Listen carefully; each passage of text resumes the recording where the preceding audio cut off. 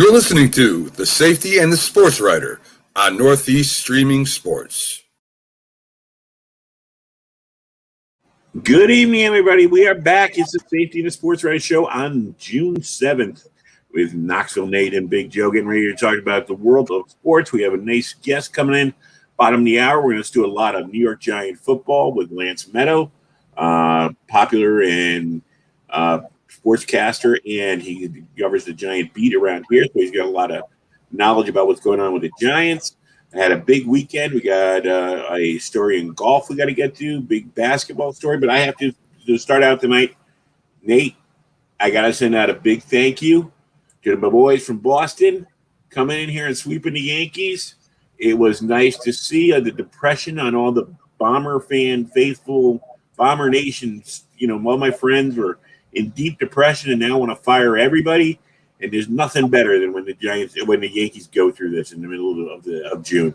So thank you, Boston. We love you. Yeah, I've seen a lot of Yankees fans pretty pissed off this week, and rightfully so. I mean, the Yankees obviously have the highest payroll in the Major League Baseball, and they're not living up to expectations once again. And the blowbacks coming on Mr. Cashman, which is where it should go. And I got to admit, I actually thought that Giancarlo was going to reinvent the Florida Marlins Giancarlo when he got hot there. I was like, here it is. He's finally going to do it. And then he goes out for a week and a half because of a muscle strain, and he can't recapture the magic. That's what happens when you continually go to the disabled list. You can't get on a rhythm, and you can't make things right, and play consistent baseball when you're always sitting on the bench. It's very hard to do, consistently anyway. But when you keep going in and out of the lineup, it becomes even harder, in my opinion. And then the other thing about it is you can be bad if you're not boring. You can be boring if you're good. But to be bad and boring at the same time, that's a tragic thing. And also to make the dumb base running and all the errors. I mean, fundamentally, this is not a good team. There's nothing you can say about this team that you can hang your hat on and go, yeah, they're as good as advertised. I mean, Aaron Judge seems to be having a good year. DJ LeMahieu, I'm sorry, I have nothing against the guy, but I don't see what all the crap was about. Hey, we got to get LeMahieu back. And we got LeMahieu back. I don't see what he provides to this team. That's that irreplaceable. And of course, we talked about Gary Sanchez. There's no dumber player in Major League Baseball than Gary Sanchez. So I mean, like you said, rightfully so. Cashman should be getting a blowback. This was the team he was going to reinvent the Yankees with. He was going to, have that minor league system that was going to be a model for everybody else to follow. They would bring up player after player after player after player, so they wouldn't have to go out and buy everybody else's players anymore. But you know what? Didn't happen. So, anyways, like I said, Boston, we love you. Yeah, I mean, it's pretty ridiculous getting swept like that. It's got to be pretty embarrassing. Torres finally is starting to hit the ball a little bit, but as we talked about before with LeMahieu, we didn't understand why he was a have to bring back player. I still don't get it. Where is Luke Voigt gone? I mean, that guy was killing it last year. He's gone. It's just they can't keep a lineup consistently together, and they're not living up to expectations. 31-29 it isn't going to cut it when you pay these guys this type of money, and I understand why their fans are pissed. They should be. We're at fourth place, so and Boston, who was supposed to be rebuilding, is ahead of them. And Toronto is supposed to be the young team, not ready for prime time, and is ahead of them. So we'll see what happens. And then we had the weird story on Saturday afternoon, just about the time they were getting to the gate for the Belmont Stakes. John Rahm, who was looking for he was going to do a video lap on Sunday, gets the notice he's got COVID. got to be one of the biggest stories of the pandemic as far as sports goes. I agree, and I can't believe it. I mean, it's a big deal, and there's a lot of people talking about it. There's a lot of differing opinions, but I can't believe it's not even a bigger deal, considering, this he wasn't up by one. I mean, he had a 6-stroke lead going in on Sunday on a very difficult golf course. If you recall, Knoxville Nate used to be Dublin Nate and used to live in Dublin, Ohio. So I went to the Memorial Tournament for 12 years in a row. And I know this golf course like the back of my hand, not because I've played it a ton of times, but because I've walked it and I've gone to the Memorial Tournament, over a dozen times. And, it's a difficult golf course, and to play the way he was playing and to get to have to be forced to withdraw, it's just unfortunate.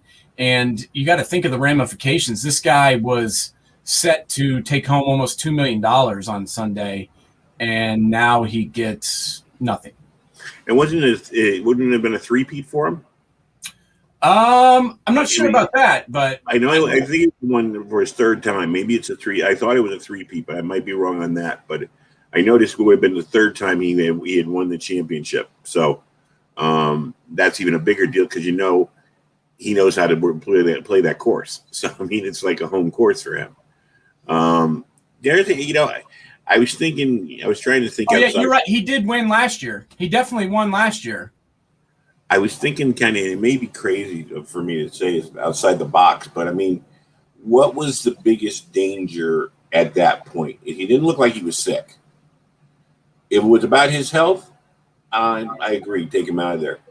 But how about you say, okay, for social distancing and everything, you play the course ahead of everybody in the morning. We're going to send you out first with a mask by yourself, and maybe you and your caddy, as long as your caddy stays away or whatever, because you don't want him carrying his clubs for 18 holes. That'd be kind of unfair. But I mean, you and your caddy, both have got a mask on, everything, and you go out first, and your score, whatever your score you get. Yeah, I mean, maybe some people would say that's not fair, not having to play against, the scoreboard changing or all that, or having to play against somebody head to head. But, a lot of times the final group, they might be next to each other on, after the round on Saturday, but after Sunday gets going, a lot of times those two guys aren't even playing against each other. Right. They're playing against people all over. So, it's been different. We've all had to deal with different things and, changing our schedules and changing our routines. And I just think it would have been nice to see them try and do something to keep him in the tournament. He's already been walking around for 3 days with all these people. Right. I know he didn't test positive on Friday or Thursday or Friday, but he did test positive Saturday. But obviously he was right around all these people all day on Saturday. I don't know. I don't get it. It's as somebody who did have COVID and did have to do the, stay at home for 2 weeks to keep myself away from everybody. But I never got the symptoms. Yeah, I had it. I never got the symptoms. I had a headache. The only thing I could say during any of it, I had a headache for a few days. So he could have been, the symptoms never showed up for him. So I don't know. I wish they could have tried to do something besides just saying it's over. Yeah, I agree 100%. It just doesn't seem fair. I just feel, I don't even know him personally. And I just feel bad for him that, that his weekend ends like that after he was on pace to win again after winning last year. It seems very unfortunate. And man, the guy handled it with class. He handled it a lot better than I would have. Let's just leave it at that. Well, it was just nothing. There's nothing he could have done except, throw himself on the mercy of the court at that point, because it is what it is. This is what the rules are. I just think that the rules are kind of cut and dry, where we could have moved a little bit away to try and get him a chance to play. So, yeah, you'd think they could do something, but what are you gonna do?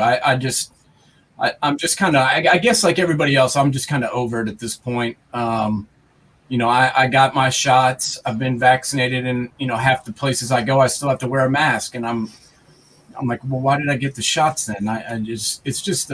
It's been going on a long time in this country, and I think a lot of people are tired of it. And it's unfortunate to see it still is, showing its face in our sports. Yeah, I see more and more. Where I see the masks now around here, basically in stores. If you go to a restaurant, it's usually okay. If you're outside at the beach or anything, I didn't see a lot of masks on people over there. So it's like people are. It's kind of half and half. I mean, and nobody's making a big deal out of it. If you don't have a mask on, you don't see people jumping into doorways to get away from you or anything. So it's it is what it is, and we'll eventually. I think it's. I think by the 4th of July, I think you'll see really a lot less masks and a lot less people because, like you said, 70% of the country has had at least one vaccination, and the rest of the people are either not going to get it at all, or they're figuring I made it this far without getting it. I think I can go a little further. So we will see. Basketball, we turned the corner, and we are now getting close to next step will be the conference finals. All you LeBron haters got what you wanted. LeBron is at home. Now you can, talk about, how bad he was and how he's going to have to, get all these other players to come in. I know Magic Johnson's taking shots at Dennis Schroeder in the paper, and I'm like sitting there going, Magic, why? I mean, why? Dennis Schroeder. I mean, even when he didn't play up to expectations, but it's Dennis Schroeder. I mean, he's not supposed to be one of the stars. He's supposed to be one of the extra guys. I mean, actually, it comes down to Anthony. I think Anthony Davis early in not being there early, and they didn't have enough.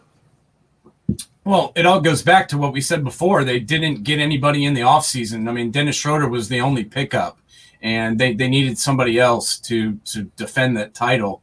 And LeBron and Anthony Davis were both banged up, and AD once again, played 5 minutes in game 6, and right. They just didn't have enough. And LeBron's not 25 anymore. He needs a little bit of help. And last year he wins the title, and everybody's like, "Oh, it's because it's in the bubble," and blah blah blah, and he gets no credit for winning. And then they lose, and everybody's pouring on him. So I just think that bothers me. Either give the guy credit when he wins and criticize him when he loses, but you can't just do it one way. Well, I mean, I still see people. I saw somebody on Facebook the other day taking shots at Michael Jordan about Jordan never won anything without Pippen. Okay, Pippen never won anything without Jordan. Okay, what's the big deal? I mean, I don't know. It's just, I guess it shows your success when people have the kind of opinions, the varying opinions they have on you. If you can be that hated and that loved in the fandom of a game, I guess you really are the best, or you're the top dog there. So yeah, it is, but it does leave us with a playoff picture, which a lot of not, I wouldn't say totally unexpected. We talked about Utah and Denver and Phoenix, but they were showing flashes last year. What about the Clippers? Overcoming Dallas and winning that 7th game. How big is that, do you think, for them? Can it be momentum switch to them to help them go through the rest of the tournament? Yeah, I think it does give them a lot of momentum, especially the way that they did it. I mean, they were down 2-0 to start the whole thing, and that to come back and win the way they did in Game 7 with a commanding victory in Game 7 was pretty amazing. And you got to give Kawhi Leonard a lot of credit. No one's really talked about him this year and given him a chance at winning the title just because of the Clippers' struggles last year. But he's played pretty well, and he played a tremendous Game 7 and played a tremendous Game 6. So I think you've got to give him some credit. He finished the game scoring 28 points but he had 49 the game before. He had 10 rebounds, 9 assists in Game 7. And, this is Kawhi's team, and he's getting it done. And I think he deserves credit for the way the Clippers came back and didn't get down. They got down 2-0, but they didn't get down mentally, and they fought back hard. And I think that Kawhi deserves a lot of the credit for that. How about the Mavs? What was your impression about the Mavs? I mean, Luka, what was your impression about the Dallas's effort throughout this series? The Mavs, I felt the same way about the Mavs this year as I felt last year. They're about one guy away, I think, of winning a title. Especially if you watch Game 7. I mean, Luka had 46 points, 7 rebounds, and 14 assists. I mean, this guy is a superstar, as he was last year. And, I like Tim Hardaway Jr., but he's kind of up and down. Porzingis is, become a pretty good player. He finished with 16 points, 11 rebounds. He's a good role player and, has games where he can drop 25 or 30 points. But I feel like they're one guy away. They need one more component to provide some additional scoring. They need somebody else that can shoot. They need somebody else that can create their own shot and take it to the bucket if they have to. I feel like they're a player away from being a true contender for a title. Well, and I just saw a flash before we came on the air. I guess Porzingis said something today or came out in the newspaper saying he doesn't exactly like playing in Luka's shadow.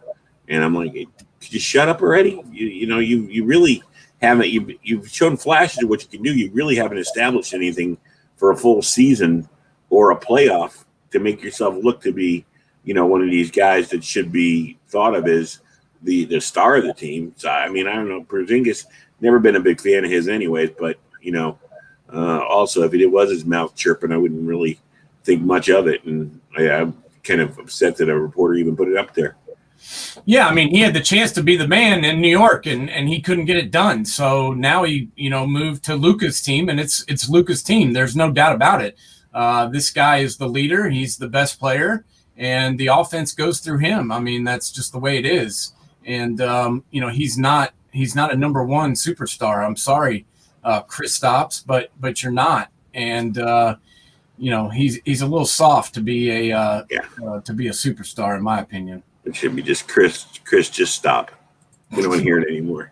Yeah, I definitely don't. But I do have to say that I was a little bit shocked to see the Nets take down the Bucks in Game 1. I really thought the Bucks would come out and win Game 1 and then show them that they're the team to beat in this series. And it didn't happen. And the Nets were able to win with James Harden essentially not playing. I mean, he got hurt in the first quarter and didn't play. Yeah, and very early. The Bucks were still able to win this game, and I got to say I was a little bit surprised by that. I don't know if you were. No, I mean, well, these Nets have proven. I mean, you can't forget the extra players they have, Joe Harris and a few other guys that can come in and give them quality minutes, which shows up in these type of games. I mean, they're going to need Harden to be at least 80 or 70% of himself if they want to make it all the way. But it was shocking. But I mean, this is why you have Durant and Kyrie, and and kind of why they went. I guess they went out and got Harden to make sure that they had that extra body that could help them through this. So, I mean, the hardest thing about Brooklyn, I tell you, it's just when you live up here, the lack of enthusiasm about this team. And I mean, I understand that this area, the Giants are the number one football team. The Yankees are the number one baseball team. The Knicks are the number one basketball team. The Rangers rule hockey. But they all seem to have strong fan bases, the secondary teams, that when they're on this kind of a roll, you get more juice from it. I've never seen, especially now when you look at it and you go, wow, the field kind of opened up for them now. I mean, they really have a good, legit shot, especially when we'll be talking about in a few minutes, Joel Embiid, although he had a courageous effort the other night, he is playing on a bad knee. So, I mean, it's kind of like the stars are all aligning for Brooklyn. But I'll tell you, the press and the fans around here, it's like dead weight. It's like a dead fish. Yeah, I have to say that I was also, first off, I was surprised they were able to win and take game one like they did. But I also was blown away by how well Blake Griffin played. Shaq said it during the game, right after the game, that he was the difference. And I agree with him. He was the difference. The energy that he played with, the way that he played on defense, and the way that he was crashing the boards on offense. The guy had 18 points and 14 rebounds, three assists, 2 steals. But it wasn't just the stat line. It was the energy that he brought, the way that he was playing. It looked like the old Blake Griffin at times. And, that's the kind of guy they needed to pick up, and they did pick up. And I think, they should get credit for how they went out and added Blake Griffin when no one else wanted him. I mean, let's be honest. He cleared waivers, which for a guy that was a multi-time All-Star to just basically get his contract bought out and to clear waivers, it's pretty amazing to see him playing the way he's playing now, considering he was an afterthought. Well, the good thing is, first of all, since he got to the Nets, he hasn't had to log the minutes he would have had in Detroit, those hard minutes. So his legs are probably healthy. The other thing is, there always seems to be this kind of a story in the NBA playoffs of an aging superstar, a guy who maybe you think their time is over with, or when they were a star on another team. I remember when Bill Walton was at the end of his career, fading, but then became a role player with the Celtics. Rondo last year, Dwight Howard last year, picking up specific roles and being there and adding depth. And then come playoff time, you see their worth. You see they can still do it, maybe not on a nightly basis, not for 4 quarters, but they still have that game that can help when other teams try to take your superstars away, or your superstars get hurt. Yeah, get hurt in the first minute. Yeah. I mean, James Harden played 1 minute in this game, and that meant more minutes for Blake Griffin, and he scored played 35 minutes in this ball game. And I think game ones are always pretty important, in my opinion. Some people may not, but I think in this series in particular, I think winning game one makes a statement, and to win without one of the big three, I think makes an even bigger statement, in my opinion. Yeah, it's hard to say. I agree. Well, the first 2 games, I mean, I don't know. It sets the tone for the playoffs. I mean, you don't like to be playing from behind, and even though the Clippers are able to do it, they'll be the first one to tell you they probably didn't think they were going to make it all the way back and take Dallas. Up against Philadelphia and Atlanta. Atlanta takes the first one. Embiid had a great game, but where was the rest of his team? Yeah, I don't know. I really don't. Once again, I thought when Embiid comes out and goes through the warm-ups and says he's going to play, and then comes out and plays like he did, I really expected the Sixers to win game one and to take it to the Hawks, especially considering they've been the better team all year long. But it just looked like the Hawks were the better team, and they really got out of the block fast, taking a 42-27 lead in the first quarter. And Trae Young played really well in that first quarter. Bogdanovich played really well.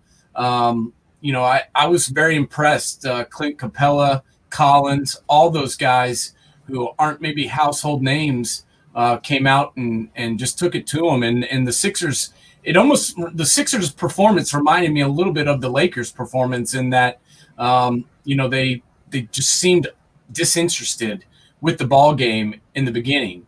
And they just kind of came out lackadaisical and, didn't really play with a lot of urgency. And then they get down by 25, 26 points, and then they start, given everything they have. And I'm like, if they played like they played in the last 2 quarters, the entire game, they would have won easily. So I wasn't sure why they came out so flat and came out so disinterested when they're playing at home. They're in the second round.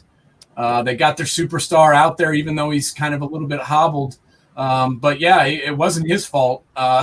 He couldn't have asked for much more than him. He played 38 minutes. He was 12 of 21 from the field, 39 points, 9 rebounds, 4 assists. Embiid was as good as advertised, and it certainly wasn't his fault they lost. But I was just shocked to see them come out so flat in the beginning. Yeah, it seems it's one of those things where you almost feel like you got to put the whole team on the old psychiatrist couch and take them one by one and figure out, this is what you're supposed to be playing for. This is why they give you nights off. This is why they, you wanted to be the number 1 seed, and you gave away your advantage in the first game to a team that you pretty much should own. You have a team. I mean, I was not surprised with what Atlanta did to the Knicks, because I thought the Knicks overachieved to get there, and I thought that that Trae Young was going to be the difference, and he was. But you have Ben Simmons, and Ben Simmons has game. I mean, and he's bigger than Trae Young. You would think you would be able to at least guard him and take him out of his game, and he didn't. Yeah, and they had Danny Green on Trae Young a lot, which I didn't really understand because Trae Young's too quick for him, moving laterally. Danny Green struggled to guard him, but, put Ben Simmons on him. There's a bigger, stronger guy who's very quick for how big he is. Put him on him. I just think that the 76ers roster is a lot better, in my opinion, than the Hawks roster. You've got Tobias Harris, you've got Green, you've got Simmons, you've got Curry, you've got Dwight Howard, Maxey coming off the bench. I think that the 76ers are a better team, and they look like the better team in the fourth quarter. They outscored them 41-29 in the fourth stanza, but because of that huge deficit, they weren't able to, climb back in it, and they weren't able to win, even though they outscored them by such a big margin in the fourth quarter. I hate to pick on this guy because I know I like him, I really do, and I know. You watched him a lot because he comes from Tennessee, Tobias Harris. And, I was expecting 3 years ago for his game to turn it up a little bit more than it has. I thought he had a little bit more to show on the court and a chance to be a star, a real star. I don't know about you, but have you been a little bit disappointed in Tobias Harris?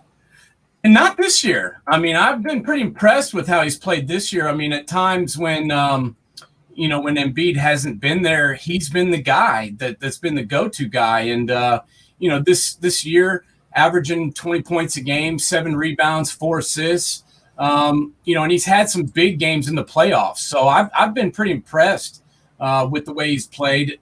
Did he play great in game 1? Maybe not, but he still had 20 points. He still had 10 rebounds. I mean, 20 points, 20 and 10, 3 assists, 3 steals. I mean, I didn't really have a problem with the way that he played. Danny Green's going to have to do more. He played 30 minutes and had 4 points. They're going to need more out of him. They're going to need Dwight Howard to do a little bit more. I mean, Dwight Howard only played 8 minutes and had like 4 rebounds. I mean, they're going to need some more off the bench in order to win the series. But, once again, you got to give credit to Nate McMillan, a guy who gets no credit. No, I know. I mean, he's never gotten any credit. And here he is, in the second round with a team of underachievers, still winning ball games. And I loved his game plan. He was able to go out. I mean, we give Doc Rivers credit, but I think we need to point out the fact that it was Nate McMillan that had his team ready to play.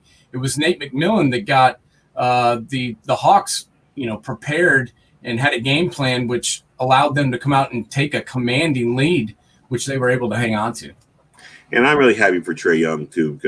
I liked his game in Oklahoma, and I like the fact that he's finally getting some national attention. I mean, the basketball junkies like you would know about him, but because he plays in Atlanta, a lot of his skills have been overlooked, and it's nice to see him develop and become an important point guard. Yeah, and he's a very good player. I mean, whether you like the guy or not, you have to give him credit. He's a tremendous player. But down the stretch, it was the other guys that stepped up. Bogdanovich hit the three that really sealed the game. And, Capella was playing tremendous defense down there, but Bogdanovich going 5 of 12 from three-point land and hitting the big three to seal the game, and then hitting some key free throws to end it. So I think you need to give, the role players on the Hawks some credit too, because, they really stepped up big when they needed to. And for them to go into Philadelphia and win game one like that, it was pretty astounding to see. And the way they held on at the end was pretty amazing, considering, they got outscored pretty badly in quarter four. And we have our guest, Lance Meadow, up in the bullpen. We'll bring him on right now. Going to get to a little Giant talk. Hold on. Lance, how you doing? I'm doing very well. How's everything with you guys? Doing really well. Doing great, Lance. Thank you so much for joining us tonight. We appreciate you coming on. For all our listeners, I'm sure they already know this guy, but love hearing Lance on SiriusXM NFL Radio. I'm an NFL radio junkie, Lance. I pretty much have it in my ear all day long. I love the morning show. I listen to you on Chalk Talk all weekend when I'm walking around any of the interviews that I missed. But I love Jim and Pat. They provide a lot of good insights too. But we wanted to bring you on today and talk to you a little bit about Joe's team, the New York Giants. And we wanted to get some insight on you about their offseason. Obviously, the draft is come and gone. Free agency is pretty much concluded. And the Giants have made some moves. And we just wanted to get your thoughts on what you think, how they did in the draft and what you think of the free agents they brought in. Absolutely. Well, first of all, thanks so much for tuning into SiriusXM NFL Radio religiously. Certainly appreciate that. As far as the New York Giants, they were very aggressive this offseason, and I was a little bit surprised by that. I didn't think that they were going to go on a bit of a spending spree. I thought that they would certainly look to address their areas of need, but utilize the draft as a means of doing the heavy lifting. And as you alluded to, they really addressed a variety of different issues that you could say they had on this roster. Number one, bringing in some big-time playmakers for Daniel Jones. Guys, this was an offense that averaged just 17.5 points per game last year. That was second to last in the NFL. The only team that was worse was the other team that calls MetLife Stadium home. That was the New York Jets. So that doesn't necessarily put things in a very positive perspective. So they go out, they get Kenny Golladay, a skyscraper-esque tight end, wide receiver, They bring in Kyle Rudolph, a red zone target, and then they drafted Kadarius Toney. And then on top of that, you hope that Saquon Barkley can return to full health. So Daniel Jones has a plethora of weapons. I think it's a matter of the offensive line remaining steady, some of the young guys developing so that Daniel Jones has time to survey the field and throw the football around. And then with respect to the defense I thought came a long way last season. Definitely exceeded expectations compared to what they were working with in Patrick Graham, a new scheme. They add Azeez Ojulari in the draft, which I think was great value at the 50th overall pick. They still need somebody to emerge that's going to complement Leonard Williams. I think that remains a question, and there's no guarantee Leonard Williams is going to get back to 11.5 sacks this season. Remember, he only did that once in his career. But from a big picture perspective, I think they helped themselves with the pass rush by adding a plethora of guys, and they certainly gave Daniel Jones weapons. So on paper, it looks good. Now it's a matter of the execution meeting what lies on paper. When you look at Daniel Jones, we always make the bigger deal out of the quarterbacks, of course, and we saw what happened with Sam Darnold across town. 3 years. Daniel's coming up on his third year, so the press, the fans are going to be looking for him to make big steps. What kind of things are you looking at as a beat guy and somebody who watches the Giants very closely? What does Daniel Jones have to show you this year? Well, I think his decision-making, I would put at the top of the list. And I know a lot of people are going to point to the turnovers, which improved in the second half of the season. Now, granted, he was hurt and he missed a few games, but if you do look at the numbers, the bulk of his turnovers came in the first half of the season. So he made progress, but when I say decision-making, what I mean is there are areas of last season where you could point to maybe he held onto the ball a few seconds longer than he needed to. And you know what? That all of a sudden gives the defense an opportunity to get a few hits on him. Or it doesn't allow the wide receiver to get good positioning down the field because now the secondary closes in on him. So decision-making would be number one. Number two, more comfort with this offense, which I think is a big positive because he actually is going to be working with the same offensive coordinator for the second straight year, which he had not had the luxury of doing since he arrived to the NFL. Remember, it was Pat Shurmur and then Jason Garrett. Now he's got Garrett for the second straight year, and he didn't have that with Pat Shurmur. So that, I think, is a positive, but it's certainly something you want to see him better command of the offense, more comfort. And then I would think number three would be communication between the offensive line, and the personnel. And that goes into decision-making in terms of when to get rid of the football, when to take a sack. You know what? It's not a bad thing to take a sack, right? Right. Take it. Protect the football, live to see another down. I think sometimes what happens with a lot of young players, and you see Sterling Shepard get hurt and Saquon Barkley, and you're looking around you and you're saying to yourself, I got to be the hero. I got to put the cape on. And what happens more often than not is you go above and beyond the X's and O's. And listen, your team may love you for that, but it comes back to bite you. So I think those would be the three factors, guys, that I think you're looking for with respect to Daniel Jones. It's not an issue of talent anymore. Nobody could point to the fact that he doesn't have enough around him, okay? We're beyond that conversation. Now it's a matter of execution with the personnel and then him coming to better command decision-making wise so that those mistakes that occurred in his first 2 years don't all of a sudden add up and start to be the difference between losing a game by 3 to 5 points, which happened more often than not last season. They had a lot of close games, and the turnovers you could point to, you lost a possession here or there, you didn't execute in the red zone. That's why all of a sudden you lost the game. Yeah, no, I agree 100% with all those points, Lance. And I think I've seen flashes from Daniel Jones. I mean, that was the one thing as me being a Jets fan, I didn't see with Sam Darnold. Nothing against the guy, but I could never find that game where I was thinking, oh, there it is. There's his ceiling. There's the flash that I need to get more of. But Daniel Jones, I've seen it. I think he has the ability.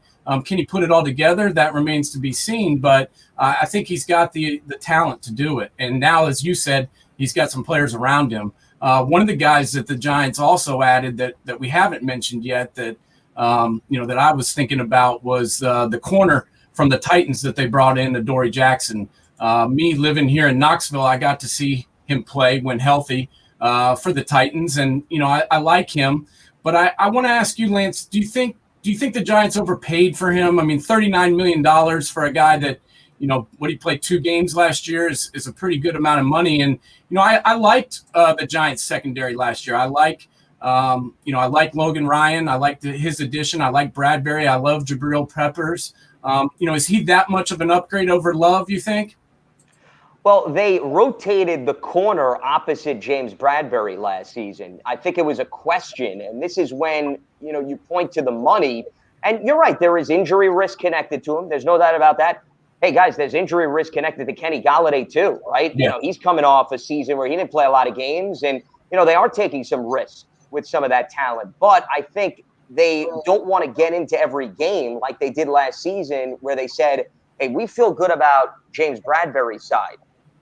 There's a looming question mark about what's happening on the opposite side of the field. And you guys know from following the NFL, just like we talk about, you can't hide an offensive lineman. Everybody says, well, you get the good left tackle. Okay, well, what about what's going on the right side? They've got elite pass rushers. What are you going to do? You're going to put out the imaginary man there and hope for the best? So to me, I'm bringing that up, not to get off topic, but it's the same thing with cornerback. Yeah. You don't need 2 cornerbacks in today's NFL. You need 3.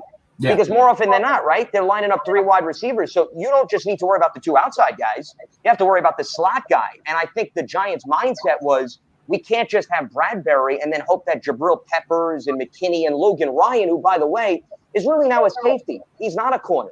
Yeah. You mentioned, you're in Knoxville. Well, Logan Ryan was a former Tennessee tight end. He was a corner, though. Now he made the switch to safety, and they utilize him at corner a little bit, but I don't think he wants to be in that position. So between Adoree Jackson now being their opposite outside corner, Darnay Holmes, who they drafted last year, trying to take command of the slot position, McKinney, who I mentioned, who is the versatile secondary player out of Alabama, who didn't play much because of injury.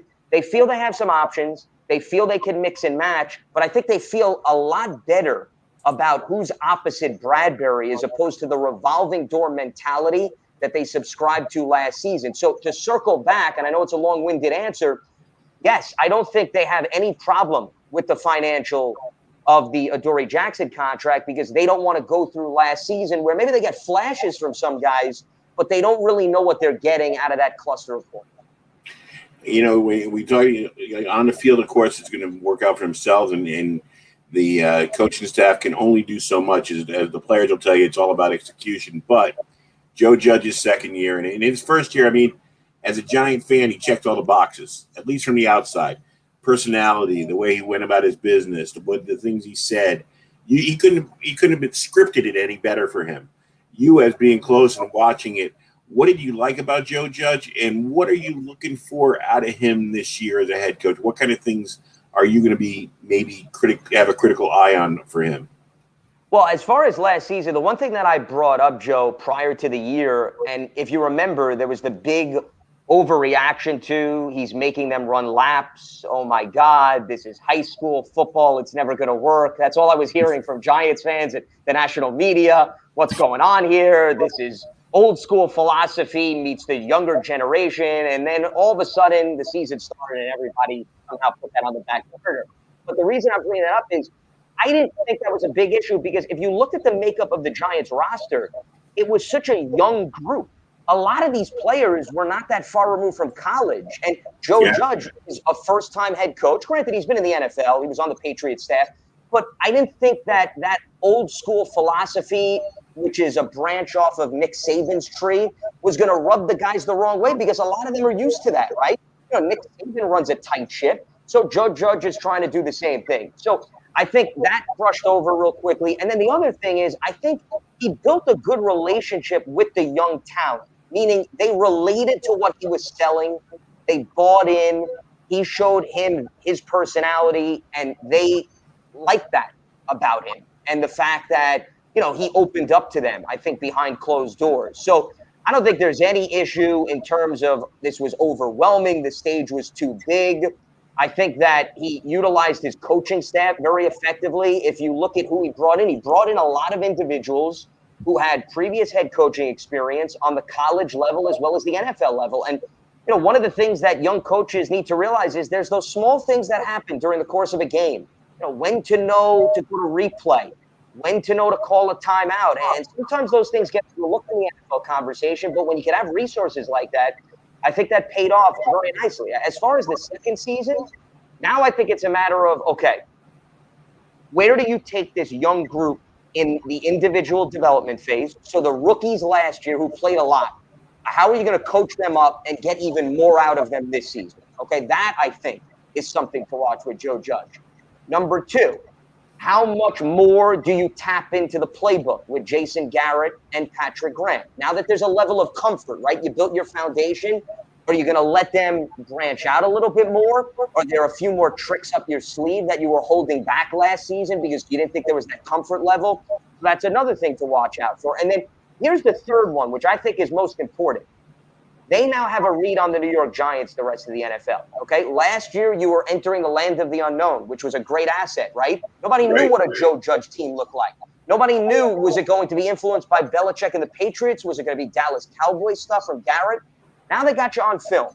And in this league, you can't stay as is. You have to be able to adjust because they've got a full slate and a full season of what you showcase. So how does he make adjustments from that standpoint? Those are the three things I think that I'm looking at out of Joe Judge this season.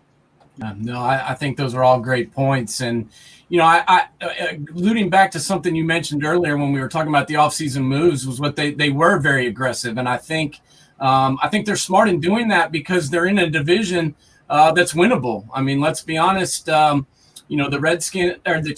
Washington football team won the division last year, but there's a lot of different moves that they've made, obviously bringing in Fitzmagic to be their quarterback. And, then you've got the Dallas Cowboys who, Dak Prescott's going to be back and we'll see what he looks like post-injury. All reports are that he's fully healed, but we'll see what happens. And then obviously you've got, the Philadelphia Eagles with Jalen Hurts most likely going to be behind center, and all the changes that have happened and the coaching staff and elsewhere with the Eagles. Lance, I just want to get your thoughts on what do you think the NFC East is going to look like this year? Where did the Giants fit in? And what do you think the changes that have been made on these other squads are going to do to affect the outcome of the division? And do you think it's going to be like last year where, a team close to 500, won the whole thing? Well, Nate, it's a fascinating division, to your point, and it's been fascinating for well over a decade, because if you listen to NFL radio long enough, my favorite statistic is that nobody's won back-to-back NFC East titles since the early 2000s, and that was when the Eagles won it 4 in a row. Since then, it's been a revolving door. So really, that gives hope to every team, except maybe the Washington football team, because it doesn't bode well for them from a statistical standpoint. But as far as last season, that was a rare occurrence, Nate. I would be stunned if a team hovering around 500 wins the division. I think that was just a product of a lot of these teams getting banged up last season. And that's what I think people can't overlook. Remember, Washington utilized an immense amount of quarterbacks. There was barely any stability, okay? Dak Prescott, you referenced. The Giants lost Saquon Barkley right out of the gates, and they also had a completely new staff. And then the Philadelphia Eagles, Carson Wentz took a step back. Well, why? Because the offensive line fell apart. And look at all the guys on front of him. They were nowhere to be found. It was just a game of musical chairs. So it was just one of those seasons where the division was absolutely plagued by injuries. And I think the caliber of play reflected that. You didn't have teams that were able to gain enough chemistry where they were able to go on a winning streak, because you either had a question on offense or you had a question on defense. I think there's going to be a little bit more stability. Washington, I think, is the most balanced team in the division. Yes, people are going to point to Ryan Fitzpatrick, but you know what this season reminds me of a lot, guys? It reminds me of the 2015 Jets for Ryan Fitzpatrick. And if you go back to that season, he had Brandon Marshall, he had Eric Decker, and he had one of his best statistical seasons. That team won 10 games. I know they just missed out on the playoffs. I wouldn't be surprised with the talent around him. I love the addition of Curtis Samuel. Antonio Gibson is a versatile running back. You know what you get out of Logan Thomas at tight end and Terry McLaurin at the wide receiver position. And the defense really did a nice job last season. And they're back. So Washington, to me, deserves to be the team to beat. Dallas has a prolific offense. The question is, what happens on defense? Can Dan Quinn take this unit and make something out of it? And you know what? I don't think they could get any worse, guys, okay? Because it was bad last season. There's no way. Okay, so if that's the case, then you figure they'll improve. The question is, how much do they improve? And Dak, if he's fully healthy, that offense is going to be able to score with the best of them. There's no question, because they were scoring with the best of them before he got hurt. The problem was it was an offensive shootout. So Dallas is going to be, I think, a little bit more consistent on offense. And if they have to get in a shootout, I think they're going to be more than capable of handling their own. If there's any question in the division, it's Philadelphia. Why? Because they have a new coaching staff. You mentioned Jalen Hurts, young quarterback. I think their defense is underrated. I think they did a nice job keeping that front intact. They added Ryan Kerrigan. They still have Darius Slay. They added Anthony Harris, the safety out of Minnesota. Don't sleep on the Eagles' defense. The question is going to be, what does Hurts bring to the table, and how consistent are they? Is it Dr. Jekyll and Mr. Hyde, meaning you know what you're going to get out of it, or is it a great offensive performance and then an anemic performance? So Philadelphia, to me, is in the basement because I don't know what I'm getting out of that group. Washington, I think, is the standard. So it's really a battle between the Cowboys and the Giants in that second place. And I would give Dallas a slight edge. And the only reason being is I like their offense a little bit more than the Giants. You could talk about the pieces on paper, guys, but the Giants haven't done anything yet. Okay, so let's see what happens. Dallas, I know what I'm getting at, and they're bringing back the same offensive coordinator. I'd give the Giants an edge on defense, but here's the other thing you've seen in the NFL. Just because you do it great over the second half of a season doesn't mean you're going to carry it into next year. So the Giants also need to prove that what we saw in the second half of the season wasn't just a flash, was them scratching the surface. So it's really a battle between Dallas and the Giants. But once again, I give Dallas the slight edge as they try to keep pace with Washington. And when you talk about the team that's been put together for the Giants, this is Dave Gettleman's team, and now it's fully his team. He's got his coaching staff there. He's got his handpicked quarterback. He's got his draft choices. He's got his free agents. And there's never been, I know, I grew up in the New York area, so I know what the New York press is like. this guy is, I don't know if he's hated by the guys up here or what, but he's not well liked. And what's your overall view of Dave Gettleman since he came back and what he's done with the Giants? Well, I think hate may be too strong of a word in terms of anything, but your point is well taken, Joe, because, yeah, I think he's been a target from the fan base and maybe certain members of the media in terms of being extremely critical of some of the moves. And I think if you look at it more from a big picture perspective, and I'll give you the perfect example. Julio Jones was just traded the other day, right, to Tennessee. If you remember, one of the moves that Dave Gettleman was criticized for was the Odell Beckham trade. Well, you know what, guys? If you compare the Odell Beckham trade to the DeAndre Hopkins trade and the Julio Jones trade, the Giants were actually the only team out of that group to get a first-round pick for a star wide receiver, right? And they got a third-round pick. And I know, obviously, Olivier Vernon and Kevin Zeitler was involved in that deal, so there were other pieces of it, but they got a first-rounder for Odell. The same thing can't be said for the Houston Texans and the Atlanta Falcons. So his trades, value-wise, the more closely you look at them, have turned out quite well. The jury is still out with the draft selections because, in fairness, you need 3 or 4 years to truly evaluate a draft class. And the jury is still out with Daniel Jones, of course, because we have to see production. We have to see what he could do when he has some continuity on offense. But he inherited this Giants team. And this is something that's important just from a context standpoint. It was very similar to Carolina. He goes to the Carolina Panthers. He becomes their GM. He inherits a terrible salary cap situation. He did a really nice job turning that group around, and they contended, and they got to the Super Bowl. But when he inherited the Giants situation, remember, Jerry Reese in 2016 went on a spending spree. And it worked wonders in 2016, but it didn't reap the rewards beyond 2016. So his challenge was, how do I shed some of these contracts and slowly retool and maneuver around that to reconfigure the roster? And now you see it's a very young roster still, but you're expecting the rookie classes during Gettleman's tenure to now all of a sudden take the next step up. So guys like Lorenzo Carter, who unfortunately was hurt last season, he's a guy to watch. O'Shane Ximenez, who will be entering year number 3. Saquon coming back from injury. Daniel Jones, year 3. Yeah, this is a significant year, Joe, to get back to your question, because all of the pieces that Dave Gettleman brought in, and now in addition to the free agent class, you want to see that group come together and you want to see it show up in wins and productivity on the field. I think the years prior, not to give him some extra leeway and give you an excuse, but if you look at from 17 to 2020, you don't all of a sudden shed all that salary and expect these young guys to make miracles overnight. It takes time. I think we've seen it with other franchises. But, yeah, if you want to say, is 2021 an extremely critical year for everybody involved? Absolutely, because you've given this young group enough years to blossom and grow up as young players, and now you've added some firepower and free agency. Now it's up to the players. The onus is on the players now to bring it all together and see if they can elevate this team into playoff contention. Couldn't agree more. And man, we've gotten a lot of info on the Giants tonight, that's for sure. And I'm loving hearing it. I can't wait to see what's going to happen once training camp gets going. Lance, we can't thank you enough for coming on with this. I've got one more question for you, kind of getting away from the Giants here before we let you go.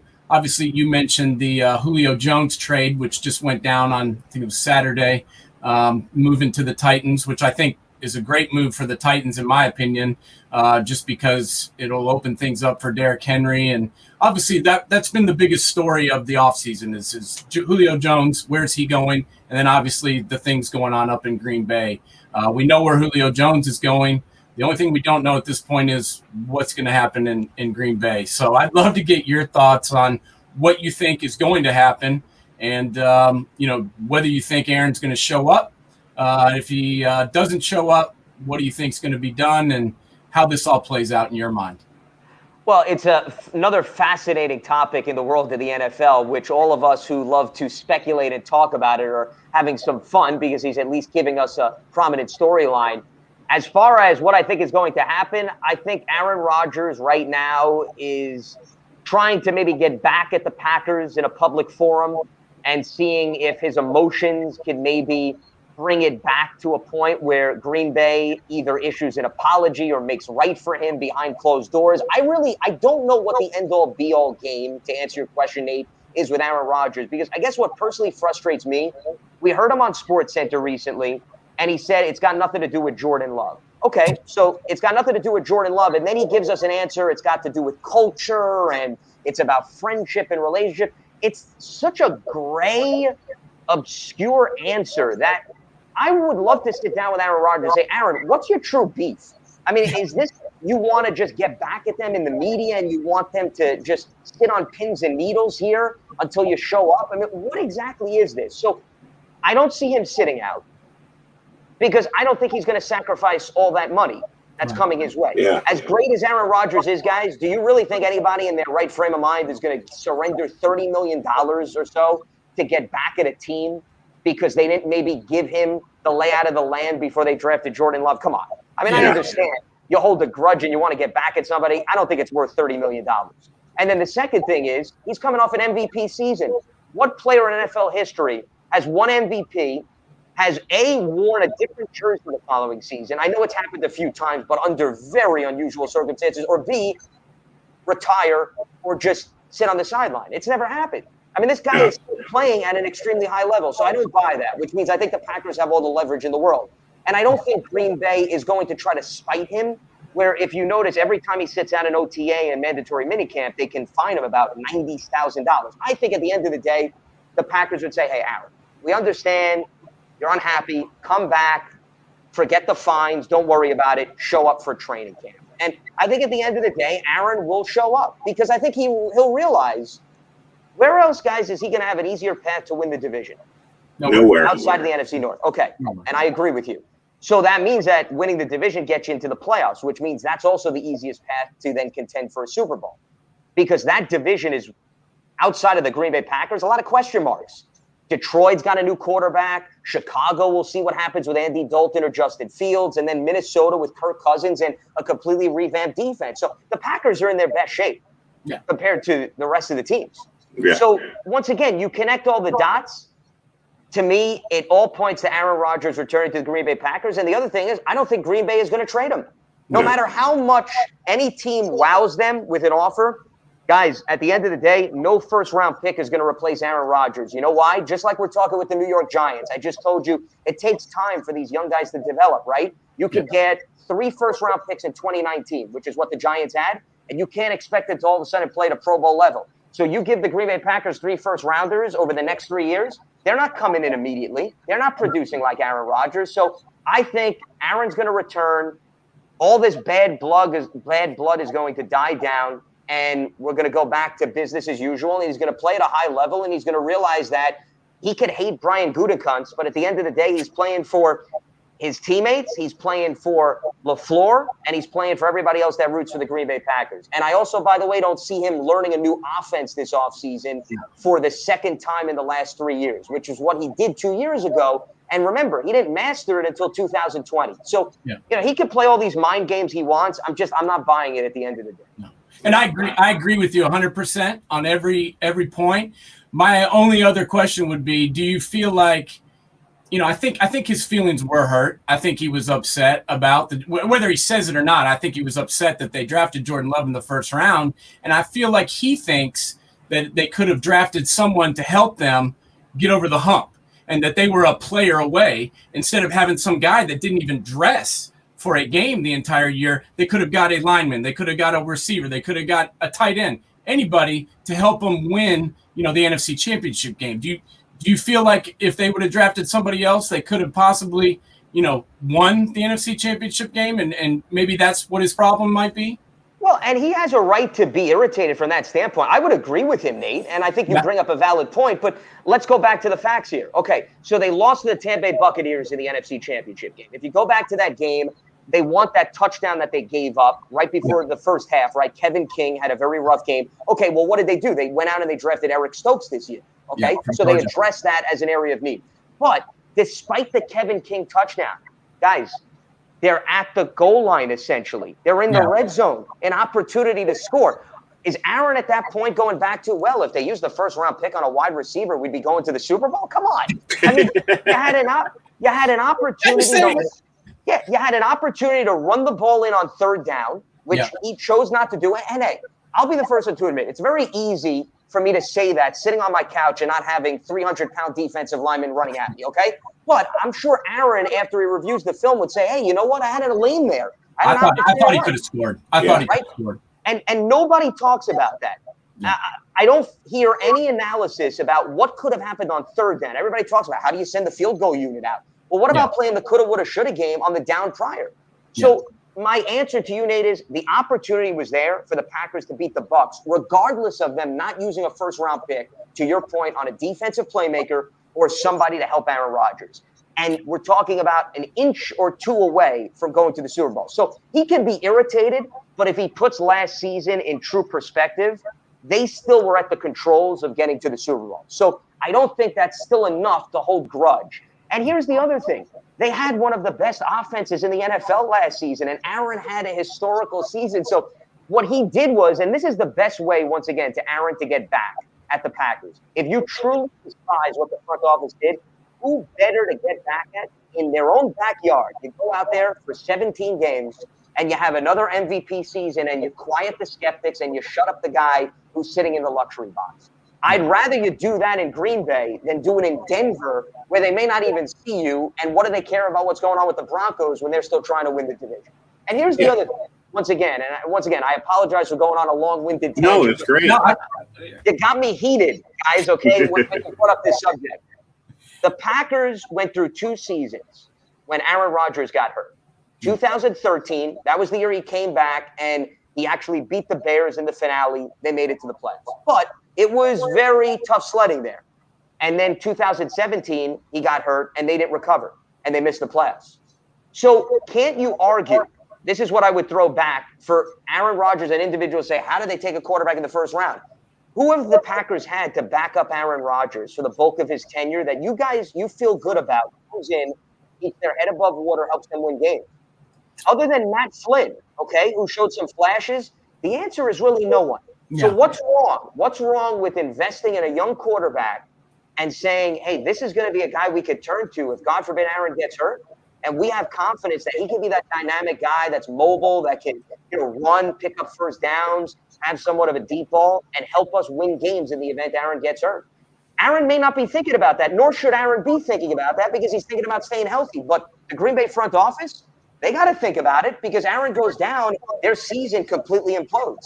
So I look at it through, you could sell me on the fact that maybe you're grooming a guy to be an insurance policy in the short term. And then, yes, in the long term, you expect him to be the successor because you utilize a first-round pick on him. Yeah, and like you said, another thing, go to Denver and have to play Kansas City twice a year and the Chargers twice a year. Exactly. Yeah, not so easy. It may sound nice to be out of Green Bay, but all of a sudden you realize you're not playing the Detroit Lions twice a year. You're not playing the Chicago Bears. And oh, by the way, some of those teams like the Denver Broncos have a really good defense that can win games single-handedly. So, it's not so rosy. And the green is not necessarily, the grass is not as greener when you look on the opposite side of the fence there. And hopefully Aaron Rodgers will come to that realization. Okay, Lance, we can't thank you enough, and we'd love to have you on again once the camps open up. If you got the time to come in, really gave us a lot to think about the Giants, and actually, I feel more positive after listening to you. Can't thank you enough for being on tonight, and like I said, much success, and hope to have you back soon. Absolutely. Well, listen, it was a pleasure being on the program. I'd be more than happy to come on anytime you guys want. And Joe, my goal was not necessarily to make you feel better, but listen, if I did that, I'm certainly pleased. And just know my hours and my rate goes up if you want another session to feel good about your team. So I just want to warn you from that standpoint. Next time I'll expand out, I'll be on the couch. Yeah, that's right. Yes.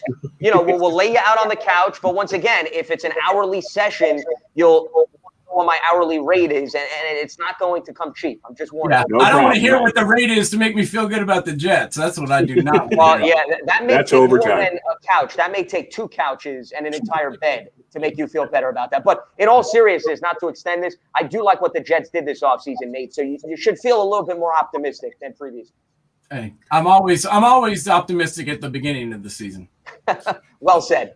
All right. Well, thank you. We appreciate it, and we'll have you back on real soon, hopefully. Absolutely. Take care. Enjoyed the conversation. Thanks so much. Thank you, Lance. Bye. So that was Lance Meadow from the Giant Beat. Gave us a lot of great guy. It's a lot of fun. Really nice guy. I love hearing him on Sirius XM Radio. He's on Mad Dog Sports a lot. Listen to him all the time, and just really love his points. And then he's also the play-by-play guy for the Columbia athletics in football and basketball. So we got to have him back to talk about the Columbia. Yeah, have him back on and maybe talk a little Ivy League. We didn't get there tonight, but we definitely got a lot of great info. Yeah, definitely. We have a lot to talk about tonight. All right. Well, you're going to call it a night tonight. We'll be back on Thursday, of course, at 7 o'clock. Want to thank Lance Meadow again. We can't thank him enough. He gave us a lot. And it was a very entertaining show with him. Can't wait to have him back again. So, Nate, anything to add in at the end? No, I'm just looking forward to a little NBA tonight. Obviously, we've got some the playoffs still going on. The Nets and the Bucks are playing already. It's 15-10. The Nets are already winning. So we'll see. Can Giannis, revert back to his MVP prowess? And he's got to win some playoff games if you want to be a real, superstar in this league. You got to win in the playoffs, and you got to beat somebody that you're not supposed to beat. So hopefully Giannis can take down Brooklyn, because I'm sick of seeing him. He'll be talked about as a freak of another type if he doesn't start winning. He's not a good freak. He needs to win and get to the Eastern Conference Finals at least, to be in the same breath. Everybody wants to hate on LeBron, but LeBron went to 10 out of 11 finals. And Giannis has been a 0. So, who's the MVP? Like you said, he'll go from being the freak to freaking. If you know what I mean. It's something, that's for sure. All right, people, have a great day. Thanks for tuning in. We will see you again in just a couple of days, 7 o'clock on Thursday night. It's time to say goodnight for the safety of the Sportswriter. See you later on the week.